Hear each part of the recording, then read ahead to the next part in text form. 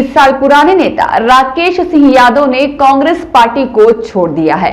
Party छोड़ते ही प्रदेश अध्यक्ष जीतू पटवारी और प्रभारी हरीश चौधरी पर गंभीर आरोपों की झड़ी लगा दी। यादव ने कहा कि कांग्रेस में अब लोकतंत्र नहीं बल्कि तानाशाही चल रही है। राकेश यादव ने कहा कि कांग्रेस में अब लोकतंत्र नहीं बल्कि तानाशाही चल रही है। सच बोलने वालों को नोटिस देकर चुप कराया जा रहा है, जबकि संगठन कुछ नेताओं की मनमर्जी से संचालित हो रहा है। उन्होंने दावा किया कि राज्यसभा चुनाव की हार के लिए जीतू पटवारी और हरीश चौधरी जिम्मेदार हैं। यादव ने यह भी आरोप लगाया कि जीतू पटवारी प्रदेश अध्यक्ष बनने के योग्य नहीं है, वरिष्ठ नेताओं का अपमान करते हैं और उनके नेतृत्व में कांग्रेस अगले 15 वर्षों तक सत्ता में नहीं लौट पाएगी। टिकट वितरण और संगठन संचालन को लेकर भी उन्होंने गंभीर आरोप लगाए। कांग्रेस छोड़ने के बाद भाजपा में जाने की संभावना से भी उन्होंने साफ इनकार नहीं किया। देखिए, आज से लगभग 30 से 35 साल हो गए मैंने कांग्रेस पार्टी में निस्वार्थ अपनी काम करा, ईमानदारी से काम करा, अनेक लोगों के साथ विभिन्न पदों पे काम करा। लेकिन पिछले 50 साल में पहली बार ऐसा देखने में आया जो प्रदेश अध्यक्ष बने जीतू पटवारी, वो उस पद के लिए डिजर्व ही नहीं करते थे। वो बड़े नेताओं की पसंद हो सकते हैं, लेकिन पद की जो गरिमा होती है उसके अनुरूप नहीं थे। फिर भी हम जैसे अनेक लोगों ने ये स्वीकार करा कि नहीं, काम करते करते सीख जाएंगे। हाल ही में अभी 2 दिन पहले एक पत्र जारी हुआ प्रदेश कांग्रेस से कि कोई भी डिबेट में भाग नहीं लेगा, कोई भी अपनी अभिव्यक्ति नहीं देगा, 3 दिन का मौन सत्याग्रह करेंगे। किस बात का मौन सत्याग्रह? कि जो आरोप ट्रस्ट को लेके मुख्यमंत्री पे लगाए हैं उसके लिए कोई जवाब आपको नहीं देना, आपको चुपचाप रहना, क्योंकि मीडिया आपका साथ नहीं दे रहा है। मैंने जब सवाल पूछा कि मीडिया साथ नहीं दे रहा तो आपने सबूत क्या दिए? आपने कोई सबूत दिए कि ट्रस्ट में जमीन देने में ये घोटाला हुआ या ये दस्तावेज हैं? तो जवाब आज तक नहीं मिला। जवाब में मुझे नोटिस दे के ये बोला जा रहा है कि आप अपना स्पष्टीकरण दें कि आपने 2 दिन टीवी पे डिबेट क्यों की। बोलना अभिव्यक्ति की स्वतंत्रता है। कांग्रेस के संविधान में इस तरह के पत्र निकालने की कोई भी अधिकृत धाराएं नहीं है। आजादी के बाद आज तक कभी कांग्रेस ने मीडिया का बहिष्कार नहीं किया। इस विषय पे डिबेट की मनाही। ये जो आरोप लगाए जीतू पटवारी ने कि 500 करोड़ का घोटाला हुआ है, अब अपने ही आरोप में अगर फंस गए हैं जी। ट्रस्ट को लेके उन्होंने एक भारत न्यास ट्रस्ट है उसको लेकर आरोप लगाया है, जिसमें दिग्विजय सिंह जी ने साफ तौर पर स्पष्ट कर दिया था कि ये ट्रस्ट गवर्नमेंट की है, गवर्नमेंट की जमीन एक डिपार्टमेंट से दूसरे डिपार्टमेंट को दी है। ऐसी अनेक जमीनें कांग्रेस के शासन में अर्जुन सिंह जी ने, दिग्विजय सिंह जी ने, बॉम्बे हॉस्पिटल है, सोनकच का तीर्थ है, गोमटगिरी है, तमाम हॉस्पिटल हैं, अन्य संस्थाएं उनको दी हैं। सरकार जनता के लिए होती है, जनता को, समाज को जमीन 1 रुपए में दिखाने के लिए देती है, लेकिन वो निःशुल्क ही देती है। ये भ्रष्टाचार नहीं है, ये घोटाला नहीं है, और इसके लिए एक पढ़ा लिखा होना बहुत जरूरी है। और दुर्भाग्य से हमारे जो प्रदेश अध्यक्ष हैं उनकी पढ़ाई लिखाई संदेहास्पद है, क्योंकि उनकी जन्म तारीख ही 2-2 है। तो वो कितने पढ़े लिखे हैं ये तो भगवान ही जाने, क्योंकि उनको ना दस्तावेज समझ में आते हैं ना उनको कागज समझ में आते हैं। समझ में ये आता है कि कोई अगर सच बोल रहा है तो उसको कैसे नोटिस देके चुप कराए। जब ये नोटिस दिया गया तो मैंने बेहतर ये समझा कि सबसे पहले मैं कांग्रेस से इस्तीफा दूं, क्योंकि अगर मैं इस्तीफा नहीं दूंगा तो मैं अपनी बात नहीं रख पाऊंगा, मैं अपनी बात बोल नहीं पाऊंगा। राज्यसभा चुनाव सीधे सीधे हारने का दोषी कौन है? जीतू पटवारी, हरीश चौधरी। हरीश चौधरी कौन है? जिसने पंजाब में टिकट बेचे। जीतू पटवारी कौन है? जिसने संगठन सृजन में लगातार पैसे लेके अध्यक्ष बनाए, पूरा संगठन सृजन का बंटाढाल कर दिया। और राहुल गांधी वो धृतराष्ट्र बन गए हैं जो खुली आंखों पे पट्टी बांध रखी, और उन्होंने अनेक दुर्योधन पैदा कर दिए हर राज्य में, जो कांग्रेस को ही खा गए। जो कांग्रेस की हित बात करता है वो उस नेता को सबसे पहले खा जाते हैं। अब आपका राजनीतिक भविष्य क्या है? देखिए, राजनीतिक भविष्य तो बात की बात है। अभी तो मैं सिर्फ अपनी बात ये रख रहा हूँ कि जिस कांग्रेस को इतने समय हमने काम करा, जनता के मुद्दों को लिया, आज वही कांग्रेस में नोटिस देके ये बोला जाता है कि आप जनता की बात नहीं उठाएंगे, आप कोई बात पे चुप रहेंगे, मीडिया का बहिष्कार करेंगे। तो अब आप ही बताइए, आप मीडिया से जुड़े लोग हैं, क्या मीडिया का बहिष्कार करना उचित था? क्या आप अपनी बात रखने तथ्यों सहित नहीं जा सकते थे? आपने जो आरोप दिल्ली जाके लगाए उसके एक भी दस्तावेज आप प्रस्तुत कर पाए?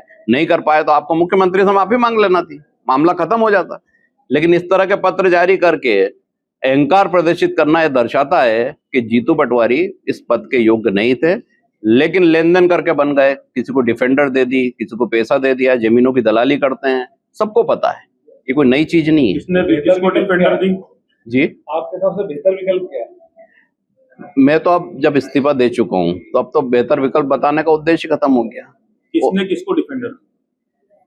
हरीश चौधरी ले गए ना, एक डिफेंडर लेके कई पद बांटे जीतू पटवारी से। जीतू पटवारी को बचाने क्यों आते हैं? वसूली करने हर बार आते हैं, मीटिंग करने, कार्यकर्ताओं के फोन नहीं उठाते हैं, स्टारबक्स की कॉफी पीते हैं, आम आदमी के पास जाते नहीं है। और ऐसे लोग अगर कांग्रेस में बने हैं तो आप क्या उम्मीद करते हैं 15-20 साल कांग्रेस मध्य प्रदेश में लौट के नहीं आई? नगरीय निकाय चुनाव है, 16 महापौर में से एक भी महापौर जीतने की स्थिति नहीं है। राकेश, आपको क्या लग रहा है जो 500 करोड़ घोटाले का जो मामला था, इसमें कांग्रेस के पास क्या कोई सबूत नहीं थे, इसलिए सबको बोला कि आप बंद रखने के लिए? निश्चित तौर पे जो आरोप है वो मनगढ़ंत था। अगर सबूत होते तो ईमानदारी से वो दिल्ली की प्रेस कॉन्फ्रेंस में लेके आ जाते। सिर्फ झूठ बोल के रील बनाना और अपने आप को साइकिल चला के नेता दिखाना, तो खुद ही 40,000 से हारे हुए अपनी विधानसभा में। मध्य प्रदेश में कांग्रेस को कैसे जिताएंगे? खुद पार्षद का चुनाव लड़े तो इंदौर में नहीं जीत सकते, ये स्थिति उनकी है। अक्षम बम वाला कांड उनने करा, मीनाक्षी नटराजन वाला कांड उनने करा, दो कांड होने के बाद भी एआईसीसी सो रहा है, उनको होश ही नहीं है। तो इसका एआईसीसी क्यों नहीं एक्शन लेता राहुल? बहुत क्यों मेहरबान है राहुल? देखिए बहुत साफ है। आपको ध्यान होगा दिल्ली में एक एफआईआर दर्ज हुई केसी वेणुगोपाल के खिलाफ, 420, 67, 68, 120 पी की। हरियाणा में एक आदमी उद्योगपति के वाइफ से पैसे ले लिए टिकट देने के, अधिकृत एफआईआर है, कोई आरोप नहीं लगा रहा हूं। तो जब ऐसे लोग बैठे हैं वेणुगोपाल जैसे जो पैसे लेके टिकट बांट रहे हैं, तो पटवारी के ऊपर वरदस्त है उन लोगों का, इसलिए तो वो दिग्विजय सिंह का अपमान करते हैं, इसलिए कमलनाथ का अपमान करते हैं, अन्य नेताओं का अपमान करते हैं, क्योंकि उनको मालूम है कि इस बार एक पोटली और देके आ जाऊंगा तो ये भी बात खत्म हो जाएगी। और जबकि मध्य प्रदेश में जो रीढ़ की हड्डी है, राहुल गांधी जी तो उनके समर्थन में आपने तो कई बार पत्र भी लिखा है ऊपर। मैंने एक लाइन बोली ना कि राहुल गांधी जी ऐसे धृतराष्ट्र हैं जिनकी खुली आंखों पे पट्टी बंधी है और उन्होंने अनेक दुर्योधन पैदा कर दिए हैं, तो वो अब उससे पट्टी को खोल ही नहीं पा रहे हैं। तो ये उनका दुर्भाग्य है और कांग्रेस का भी दुर्भाग्य है। राकेश जी, आप ज्वाइन कर रहे हैं बीजेपी? नहीं, मैंने अभी ये बताया आपको कि जो बात थी कि मैंने कांग्रेस से इस्तीफा दे दिया है, कांग्रेस का प्राथमिक सदस्यता से आज मैंने इस्तीफा दे दिया है। वो नोटिस हालांकि मुझे मिला भी नहीं, लेकिन जब बात आई तो अगर हम ईमानदार हैं तो हमें लगता है कि ऐसे लोगों के साथ काम करना संभव नहीं है।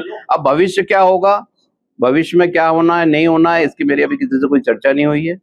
जो होगा वो सामने होगा, नहीं होगा तो मैं आपके सामने उपलब्ध हूँ। बीजेपी में क्या सकते हैं? अभी मेरी किसी से कोई बात ही नहीं हुई, मैं अभी कोई बीजेपी आपसे आगे कोई चर्चा नहीं, अगर कोई बात होगी जब की बात है, लेकिन आज तो कुछ भी नहीं है। आप यादव महासभा के भी सदस्य रहे और मोहन यादव भी उसी बोर्ड में मेंबर है, तो क्या आपकी उनसे चर्चा हुई है? नहीं, मेरी कोई बात नहीं हुई और मेरे ख्याल से मेरी 15-20 साल से उनसे कभी कोई चर्चा नहीं हुई, मेरा कोई तालमेल भी नहीं है। यादव होना एक समाज का नाते है, वो अपनी जगह, लेकिन ऐसी कोई बात हो के प्रेस कॉन्फ्रेंस नहीं हो रही है, सीधी सीधी प्रेस कॉन्फ्रेंस है। अब इसके बाद क्या होगा ये भविष्य में जो भी तय होगा वो तय करेंगे। किन किन पदों पर रह चुके? पदों में प्रदेश महासचिव 2 बार रहा, उसके पहले प्रदेश सचिव रहा, यूथ कांग्रेस में रहा, एनएसयूआई में रहा, कई पदों पे रहा हूँ, कई जगह का प्रभारी रहा हूँ। कमलनाथ जी से बात हुई इस्तीफे को लेकर? आपने नहीं, मैंने इसलिए चर्चा नहीं की। कमलनाथ जी आप नहीं, चाहे कमलनाथ जी हो, दिग्विजय सिंह जी हो, जब उनकी हालत ही मध्य प्रदेश में ऐसी कर दी है कि उनकी बात सुनी नहीं जा रही है, ना उनको सम्मान दिया जा रहा है, तो मैं मेरा रोना लेके उनके पास जाऊं वो भी उचित नहीं लगता ना। जब अगर उनकी बात का सम्मान रह रहा हो तो मैं उनसे बोलूंगा मेरे साथ ये हो रहा है, उनका ही सम्मान नहीं है तो फिर मेरे तो बात ही खत्म हो गई। उनको भी छोड़ देना चाहिए क्योंकि बीच में नहीं, देखिए ये उनका विषय, मैं नहीं किसी को सलाह दे सकता। मैं मेरी बात कर रहा हूँ कि मुझे ऐसा लगा कि इन लोगों के साथ अब काम करना संभव नहीं है। मैं पैसे की दलाली भी नहीं कर सकता हूँ, ना मैं ब्रोकरेज कर सकता हूँ, ना संगठन का पैसा पद देने का ले सकता हूँ। जीतू पटवारी को कल को अगर प्रदेश अध्यक्ष पद से हटाया जाएगा तो क्या आप दोबारा आएंगे? नहीं, अब विषय समाप्त हो गया ना, अब ये कोई रोज का खेल तो है नहीं। देखिए कोई भी निर्णय, भी लोग आए हैं नहीं, लोग आए हैं गए अपनी जगह, वो अलग चीज होती है, लेकिन भविष्यवक्ता भी नहीं हूं मैं। आपको मैं ये बताऊं कि मेरा काम, मुझे काम करना है अगर जनता के बीच, और राजनीति अगर मेरा उद्देश्य पैसा कमाने का नहीं है तो मुझे काम करना है, तो वो मैं जीतू से दिक्कत है आपको? तो नहीं, जीतू से दिक्कत नहीं है। जीतू जैसे बहुत सारे दुर्योधन यहाँ बहुत सारे हैं, एक नहीं है, ढेर सारे हैं। राकेश, क्या और भी कार्यकर्ता आपके संपर्क में हैं जो पार्टी छोड़ने की तैयारी? नहीं, मैं किसी को ना बोलता हूँ ना करता हूँ। मेरा विषय था, मैंने अकेले आके आपको रखा, मैं चाहता तो 10, 20, 50 लोग लेके आता और दिखाता, वो मैं नहीं करता हूँ। वो नाटक जीतू पटवारी करते हैं, वो करते रहे, उससे उनको कुछ हासिल नहीं हुआ है। जिस तरह की गाड़ी में खड़े होकर हाथ दिखाना और राहुल गांधी बनना, उससे राहुल गांधी बनने से भी कुछ नहीं होगा, क्योंकि नतीजा शून्य है। जीतू पटवारी की अध्यक्ष बनने की कहानी क्या है अगर देखा जाए तो? पैसा और क्या कहानी है? डिजर्व तो करते नहीं ना, तो पैसा देके ही बने ना। बस पैसे के सिवा क्या कहानी हो सकती है, सबको मालूम है। आप मेरे मुंह से सुनना चाहते हैं तो वो भी सच है। मैं पहले बोल नहीं सकता था, आप खुल के बता दिया जाए।